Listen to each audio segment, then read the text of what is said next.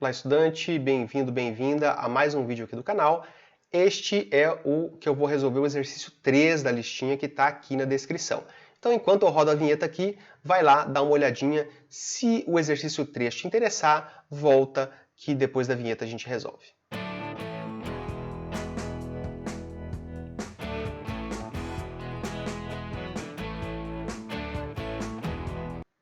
Isso aí, professor Ricardo Marconato, mais uma vez aqui com vocês, para resolver então mais um exercício aí de isomeria, tá? Então, se você gostar do vídeo, deixa o seu joinha. Se não for inscrito, tá convidado aí a se inscrever, né? Se não for inscrito, não for inscrita. E caso queira receber as notificações, ativa o sininho também. Deixo aí à sua disposição o meu Instagram, tá? Que eu tô começando lá a colocar alguns materiais, beleza? E agora a gente vai ali para a resolução do exercício. Muito bem, chegamos aqui ao exercício 3 dessa lista, então já estamos na metade da lista, né? Diz o seguinte aí, ó, PUC de Minas, né? Em relação aos compostos, então tá aqui os dois desenhos, né? Todas as afirmativas são corretas, exceto. Então a gente está procurando a errada, beleza? Então vamos analisar aqui cada uma delas em busca dessa errada. Se eles têm a mesma massa molar.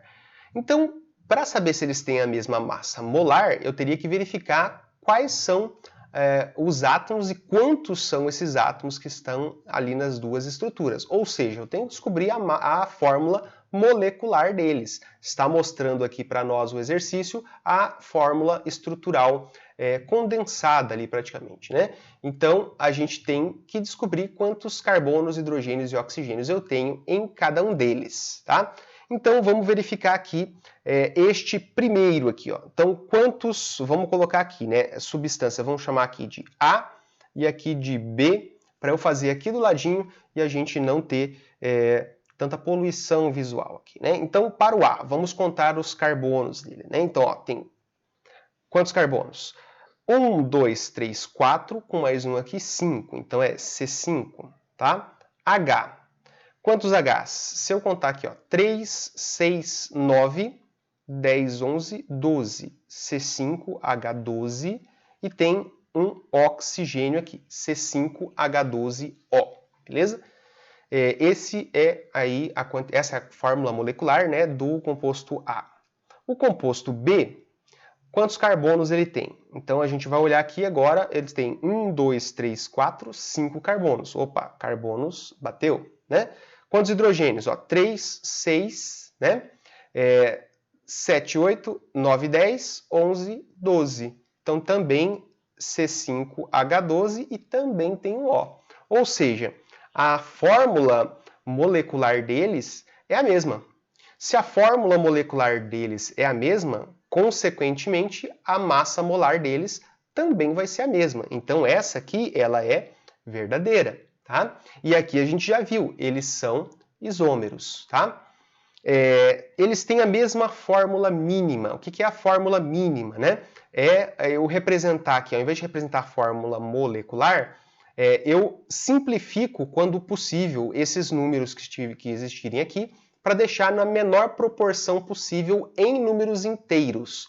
Nesse caso aqui, a fórmula molecular já é a fórmula mínima, tá? Porque eu não tenho como aqui dividir por um mesmo número e permanecer com números inteiros, tá? Então aqui a fórmula mínima é igual à fórmula molecular. Tem algumas substâncias onde a fórmula molecular ela tem a possibilidade da gente simplificá-la, e aí essa simplificação é chamada de fórmula mínima. Então sim, eles têm a mesma fórmula mínima, que nesse caso coincide com a fórmula molecular.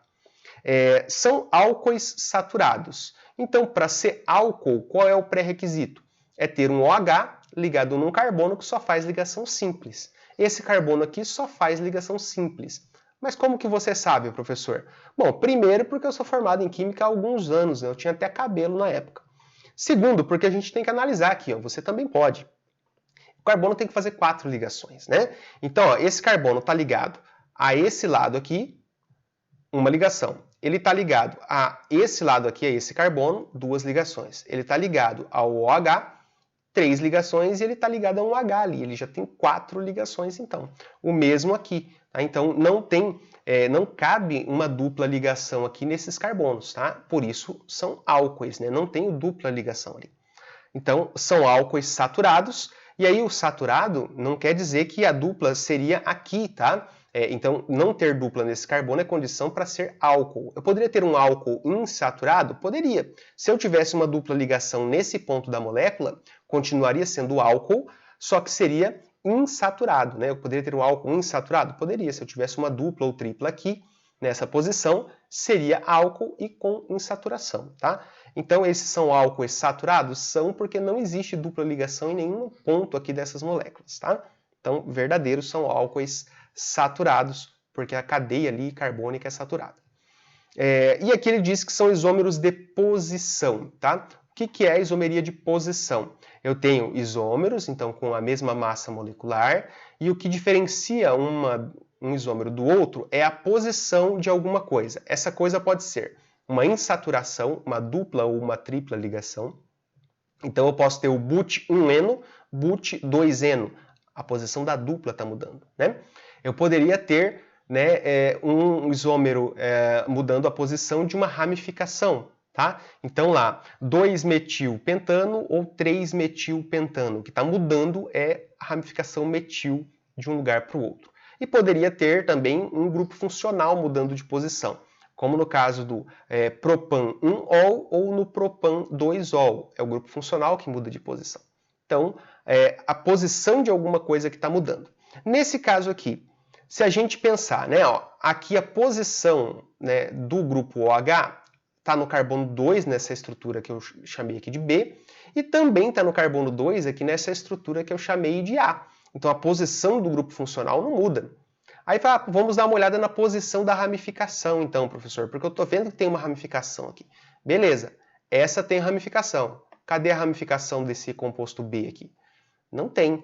Então o que está mudando aqui? Tá? Esta é uma cadeia ramificada e esta é uma cadeia normal. Então, o que muda não é a posição do OH ou a posição de uma ramificação. É a cadeia que muda, tá? Porque aqui eu não tenho ramificação. Então, eles não são isômeros de posição. Essa aqui é a falsa e, portanto, a resposta que a gente está procurando. Eles são, na verdade, isômeros de cadeia. Cadeia ramificada, cadeia normal, tá? Então, essa aqui é verdadeira. Portanto, a nossa resposta aí para fechar o exercício, letra D, eles não são isômeros de posição, tá? O que está mudando ali de um para o outro não é a posição, e sim a classificação da cadeia carbônica. Uma é normal, a outra é ramificada. Beleza? Então era isso nesse exercício. Se você ficou com dúvida, deixa aí nos comentários. E para não perder o costume, vamos ali para a nossa tela de encerramento. É isso aí, então, mais uma questãozinha carimbada aí como resolvida, né? Se você gostou da resolução, deixa aí o seu joinha, né? Se você não gostou, pode colocar o seu dislike aí, não tem problema. E caso queira, comente aí alguma coisa nos comentários, isso ajuda o YouTube a entender que tem alguma relevância aqui no conteúdo que a gente está fazendo para vocês. É isso, agradeço a sua participação aí virtualmente assistindo esse vídeo e até uma próxima oportunidade.